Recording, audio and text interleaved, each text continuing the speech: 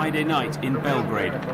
Serbian police are about to gate-crash a private party.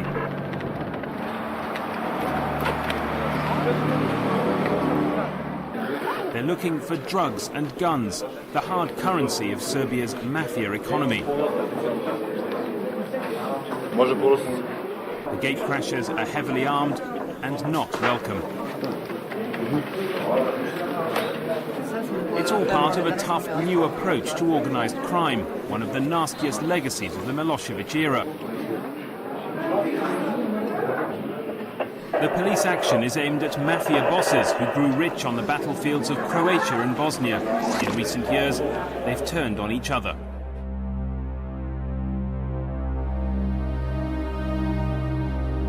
Amid the murders and massacres, other darker crimes came to light.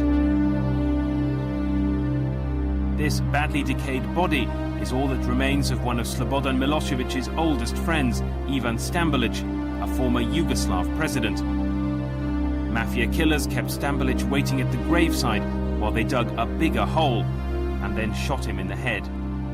In March this year, the government decided to act. Every state has its mafia. The problem here, though, is that the mafia wanted their own state. You cannot allow Serbia to become a kind of European Colombia. The Gordian knot had to be cut. But the gangsters struck first.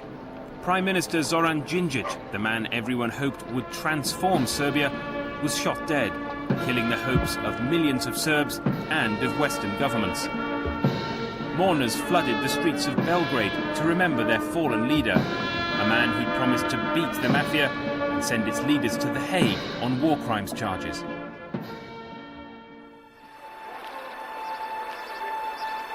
All the signs suggest that Đinđić's murder on Wednesday, March the 12th, was an inside job. As the Prime Minister drove towards Parliament, 3 gunmen gained access to a nearby building.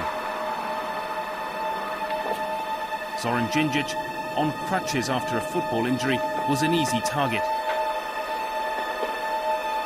His head of security was off work. Someone had turned off the CCTV cameras.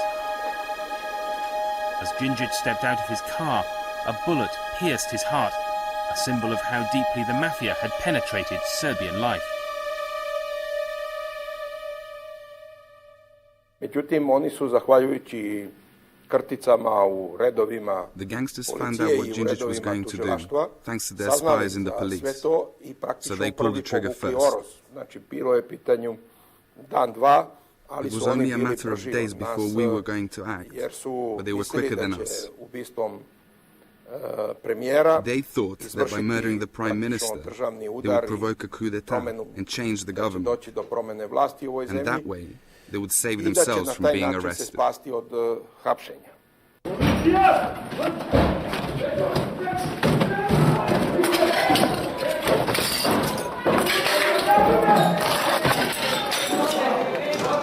Instead, Zoran Đinđić's death provoked a showdown with organised crime, exposing their multi-million-pound drug deals, their vast private armories, and their links to international crime. An incredible 10,000 people were arrested, the biggest police operation Serbia's ever seen.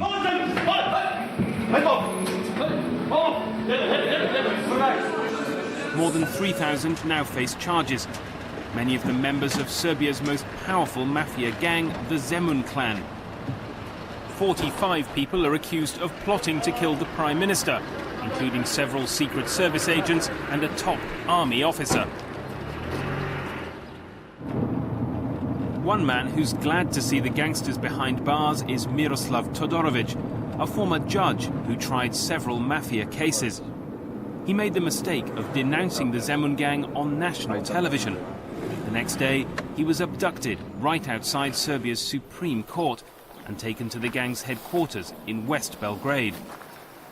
The house has been demolished, but Todorovic will never forget his encounter with the gang's leader, Dusan Spasojevic. This is the first time he's spoken on television about his ordeal. He made me open my mouth. As I did so, he pushed the gun into my mouth and said, "Good, good. With such a mouth and this weapon, you can't miss." Todorovic feared he would not leave the house alive. The gang leader took him down to this empty swimming pool and at gunpoint ordered him to strip and enter the pool.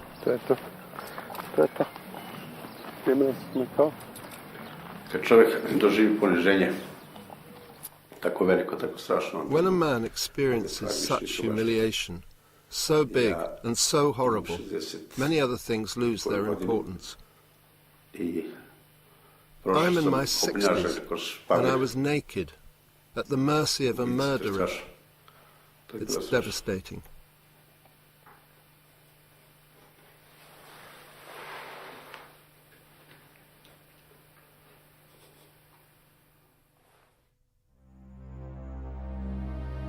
Todorovic was released. Police shot dead his torturers 2 months ago when they raided a Zemun gang safe house looking for Djindjic's killers. Serb authorities say the 2 men were resisting arrest. But like many things in Belgrade, the attack on organized crime isn't quite what it seems. One of the leading suspects has mysteriously gone missing, and important evidence of the Mafia's links with high-level politicians and police officers has been destroyed. The most damning claim, though, is that the government here has simply destroyed one Mafia network with the help of another rival gang. And that's because the Mafia have such a grip on Serb society, from football to pop music. One of Serbia's most popular singers, Ceca, is the widow of the indicted war criminal Arkan. Music videos reflect the gangster culture of guns and revenge killings. Ceca herself has not been spared, accused of tax fraud and possessing weapons. Football, too, is caught in the Mafia's net. 6 league presidents have been murdered.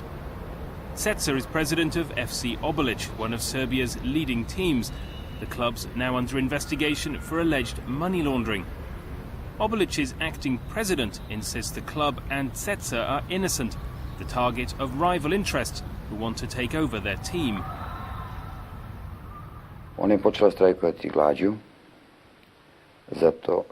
She started a hunger strike because she feels that there's a hidden agenda behind her arrest.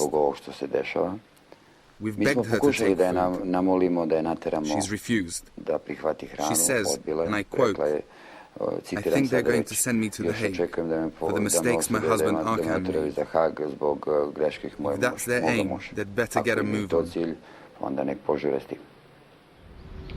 Few people can escape the long shadow of Belgrade's gangs, even Serbia's most popular politician.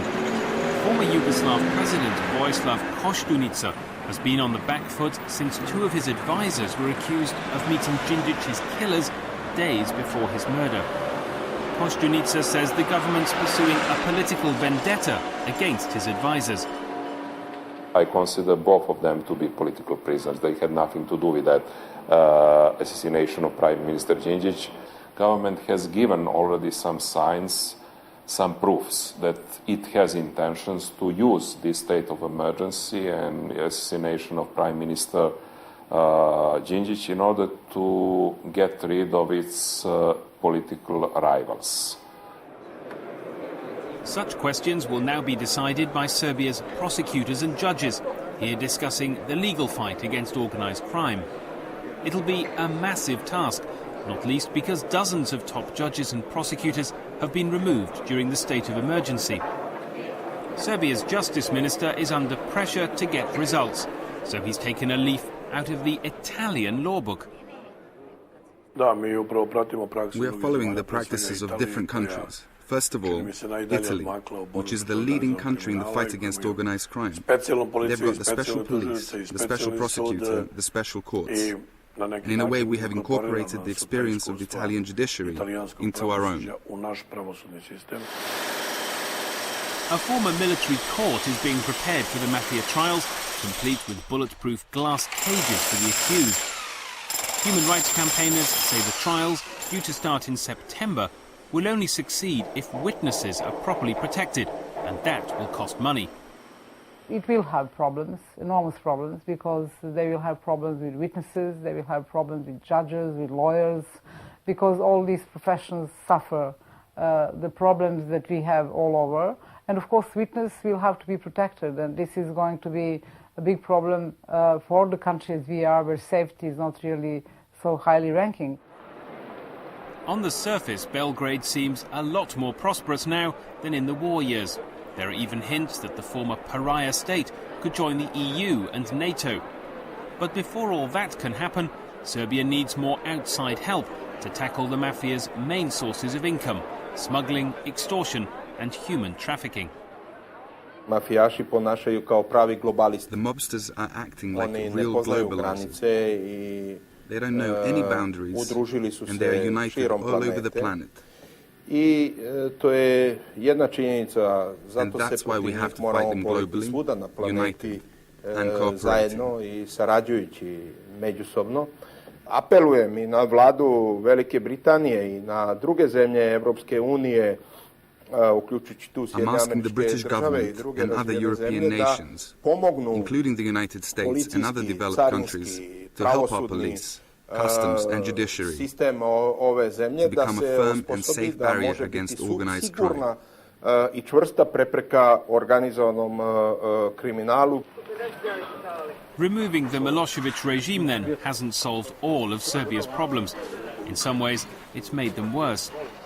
Unless the outside world offers more cash aid, the crime and corruption which has engulfed Belgrade could soon become this country's biggest export.